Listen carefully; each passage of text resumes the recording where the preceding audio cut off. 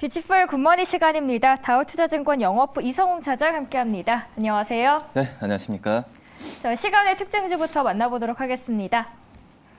이날 시간 외를 장식한 키워드는 뚜렷했습니다. 우간다의 러브콜, 이제는 동아프리카마저도 한국의 원전에 푹 빠졌습니다.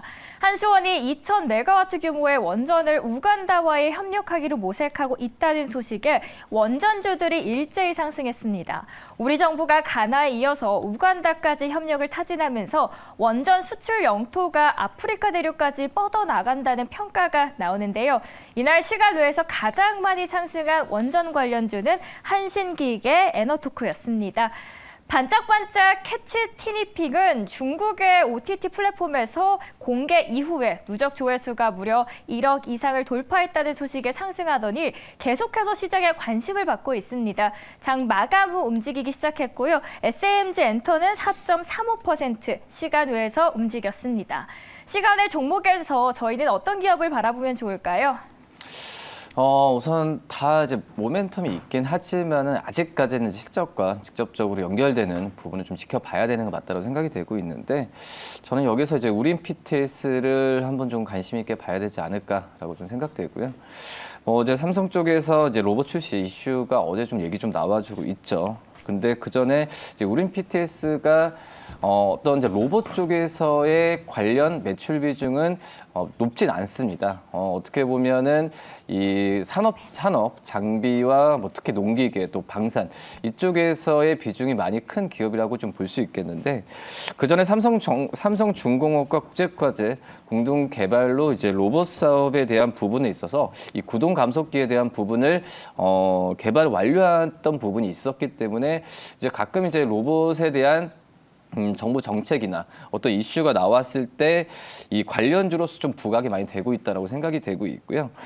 하지만 이제 우린 PTS 같은 경우에는 지금 현재 그 어떤 실적에 대한 흑자 전환이나 그리고 역시 여러 가지 산업기계 쪽으로의 납품과 그리고 단단한 고객사, 포스코 같은 이 고객사를 두는 걸 본다고 하더라도 이 안에서 봤을 때도 좀 우린 PTS에 대한 관심을 한번 가지는 게 낫지 않을까라고 좀 생각이 되고 있고, 지금 현재 본다고 하더라도 말씀드렸던 이제 포스코 등의 이런 제철소 설비의 감속기나 이런 산업절비 쪽에 이 기업 박스를 좀 많이 납품을 하고 있는데, 실적에 대한 폭발적인 증가는 아니지만은 그래도 중소형 어떤 산업기계 안에서도 재무적으로도 우량한 상황을 좀 가지고 있기 때문에 우린 PTS에 대한 관심을 한번 좀 가져야 되는 게 맞지 않을까라고 좀 생각이 되고 있고요. 농기계용 기업 박스도 말씀드렸지만은 그 방산 또 이제 풍력 쪽에서의 기계에 대한 부품이나 이런 부분을 납품을 하고 있기 때문에 어떤 테마에 의한 주가 상승보다도 여러 가지 산업에 대한 각자의 이슈가 나왔을 때 주가 상승하는 부분이 좀 있기 때문에 이 우린 PTS에 대한 좀 관심을 가져봐도 나쁘진 않다라고 좀 생각이 됩니다. 그럼 우린 PTS의 경우에는 주가가 거의 반토막이 난 수준인데요. 건설주들의 좋은 흐름과 함께 어제는 14% 급등을 했습니다. 추세적인 전환이라고 보시는 건가요? 추세적인 전환은 우리나라 시장도 마찬가지인 것 같아요. 지금 시장이 반등한다고 하더라도 추세 전환이라고는 할 수는 없고, 어떻게 보면 저가 매수에 대한 부분이 지금 대형주 중심으로 들어오고 있는 상황에서 우린 PTS도 낙폭을 회복하는 과정이라고 좀 판단이 되고 있고요. 그렇기 때문에 추세 전환에 의한 어떤 우상향 방향으로 간다라는 것보다도 어떤 저가 매수에 의한 중장기적인 관점으로 매수를 하는 게 좀 좋지 않을까라고 좀 생각이 됩니다. 네, 우린 PTS는 지금 낙폭을 회복하는 구간이고 중장기적으로 바라보시면 좋겠습니다. 이어서 저희 외국인과 기관의 수급도 함께 만나보도록 하죠. 자, 어제 외국인과 기관의 매수세가 들어오면서 주가를 뒷받침해줬습니다. 가장 연속적으로 담은 기업은 KTNG죠. 15일째 매수합니다. 그리고 그 아래는 화천기계 10일 동안 바구니에 외국인은 담았습니다. 중국인들이 몰려오면서 바로 어제 호텔신라 말씀드렸었는데요. 외국인의 매수 안에서 또 올라왔습니다. 이제 일주일이 넘게 9일째 올라왔고요. 52주 신고가를 터치를 합니다. 최근에 주가가 많이 부진했던 두 기업이죠. 효성중공업 그리고 고려아연 모두 이를 기회로 삼은 걸까요? 외국인은 8일째 러브콜을 보내고 있습니다. 다시 추세 상승을 이룰 수 있을지 지켜보도록 하겠고요. 전체적인 외국인의 관심 종목 안에서 저희 어떤 기업을 보면 좋을까요? 호텔 신라를 한번 좀 봐야 되지 않나라고 생각이 되고요. 뭐 리오프닝 뭐 관련주로서 지금 시장에서 그런 종목들을 많이 주목을 하고 있는데 호텔 신라도 대표적인 그 기업이지 않을까라고 좀 생각이 되고 있고 앞서서 좀 얘기했지만은 이제 리오프닝 관련주들 같은 경우가 지금 이제 주가도 상승하고 말씀하셨듯이 이 호텔 신라도 50일 신고가를 기록했는데 아마 전체적으로 4분기 실적은 중국 쪽에서의 셧다운 영향으로 좋지는 않을 거다라고 좀 생각이 되고 있는데 뭐 하지만 이런 투자 심리에 대한 개선 부분에 있어서는 뭐 주가라는 부분은 선반영 상품이기 때문에 먼저 주가에 대한 유동성이 먼저 들어오는 현재 구간에서는 매수 타이밍을 잡아도 괜찮지 않을까라고 좀 생각이 되고 있고요. 이 호텔 신라도 4분기 영업이익 한 274억 정도로 그 전에 어떤 시장이 예상했었던 기대치보다는 좀 낮을 가능성이 있지만은 지금 이제 리오프닝 관련주들은 이 4분기 실적보다도 올해 상반기 실적에 대한 기대감이 더 크다라고 좀 생각이 되고 있고요. 이 호텔 신라 같은 경우에도 지금 현재 이 올해부터도 작년 말부터 이 면세와 호텔 부분 쪽에서의 그런 수요 부분은 꾸준하게 지금 늘어나고 있는 현재 추세로 좀 가고 있다라고 좀 볼 수 있겠고 또 해외 면세 쪽에서의 익스포저도 보유하는 게 바로 이제 호텔 신라라고 좀 볼 수 있습니다. 뭐 그러기 때문에 최근에 어떤 싱가포르 공항 쪽에서도 여행객 수 70%까지 늘어나는 추세로 봤을 때 호텔 신라가 해외에 보유하고 있는 면세점 쪽에서의 실적에 대한 기대감은 한층 더 가져가도 괜찮지 않을까라고 좀 생각이 되고 있고요. 지금 현재 호텔 신라 지금 85,500원을 지금 기록하고 있는데 증권사 같은 경우에도 목표 주가를 11만 원까지도 제시를 하고 있는 상태고 뭐 이 추세 같은 경우에는 역시 호텔 사업 부분 그리고 면세 사업 부분 실적 흐름이 올해 좋다라는 가정하의 EPS 대비해서도 이제 PR을 주는 걸로 판단되고 있거든요. 그렇기 때문에 이런 지금 현재 분위기는 예상했었던 증권사 예상했던 대로 잘 가고 있다라고 좀 판단이 되고 있고 그렇기 때문에 증권 제세하는 11만 원까지는 지금 무난하게 또 갈 확률이 올해 안에는 꼭 있지 않을까라고 좀 판단이 되고 있습니다. 리오프닝에 대해서는 조심스러운 접근이 필요하긴 하지만 현재로서는 수급이 들어오는 쪽을 단기적으로 바라봐도 좋다라고 이야기를 하셨고요. 증권가에서는 지금 이미 신고가를 경신했음에도 불구하고 쭉 우상향 흐름을 기대하고 있다는 점도 체크해 보시면 좋겠습니다. 다음은 기관도 함께 만나보도록 하죠. 네, 기관도 리오프닝을 매수했는데요. 그 안에서 외국인은 호텔이었다면 기관은 하나투어를 매수합니다. 설 연휴 상품이 대부분 예약 마감되는 등 여행 심리가 되살아난 것으로 실감하고 있는데요. 올해는 짧은 연휴와 징검다리 연휴를 활용한 해외여행이 더욱더 활성화될 전망입니다. 제형 솔루텍은 생소하실 수 있는데요. 현재 매수가가 500원대인 기업이고요. 11일째 매수합니다. 그리고 PI 첨단 소재는 중국 시장에서 재고 조정이 안정화 단계에 진입을 하자 기관은 PI 첨단 소재를 7일째 매수합니다.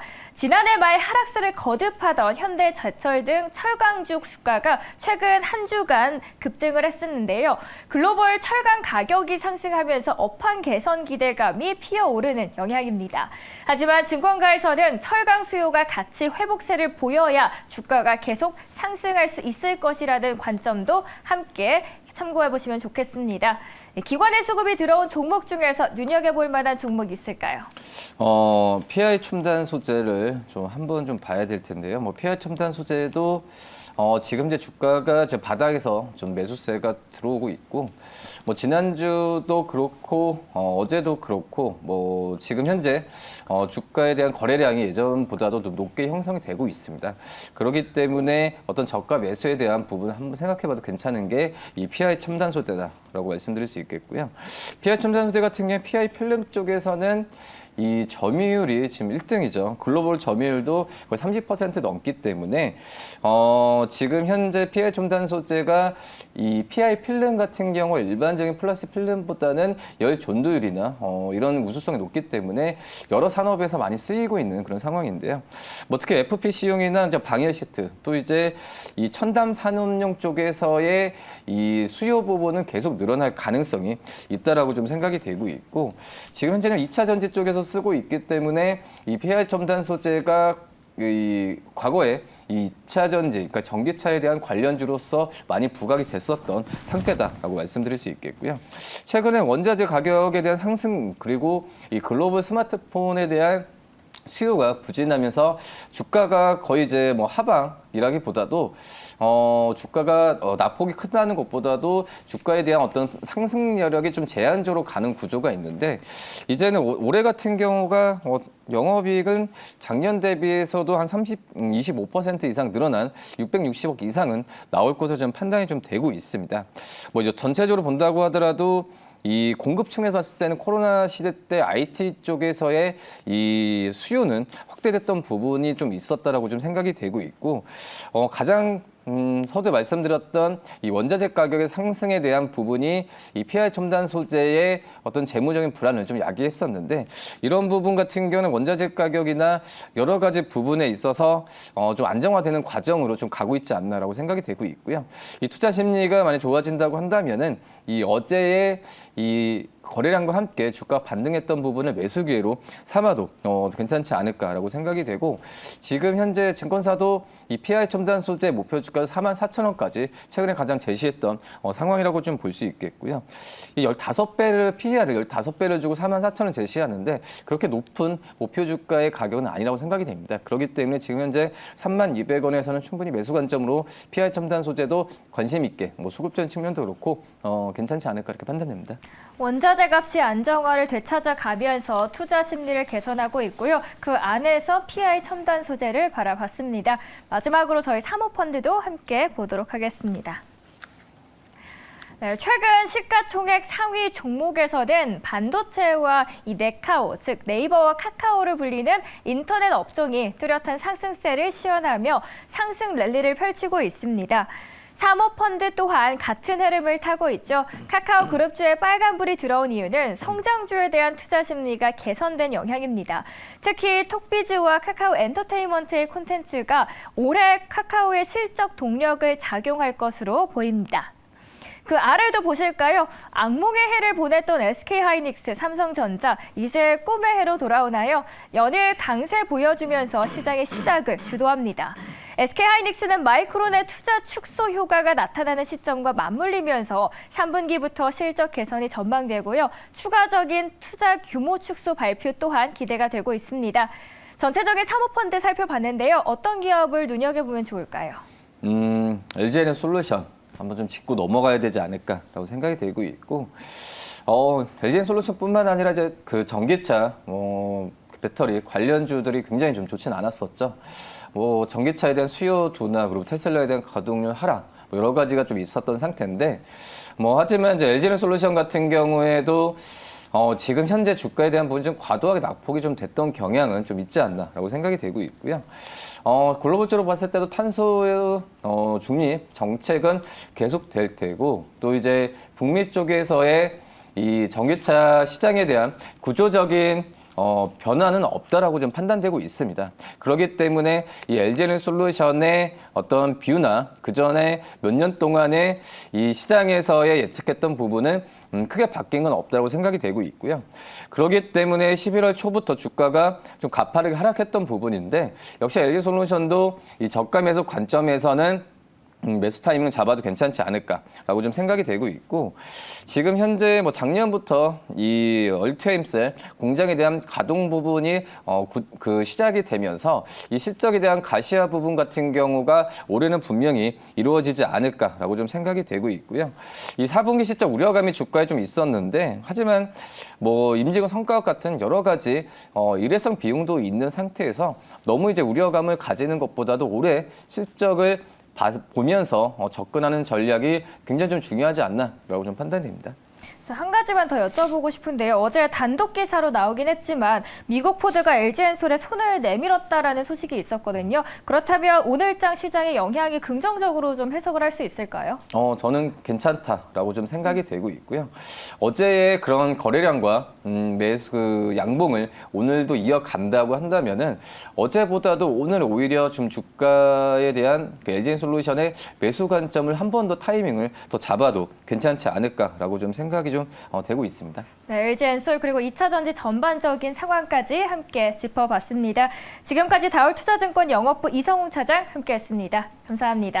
감사합니다.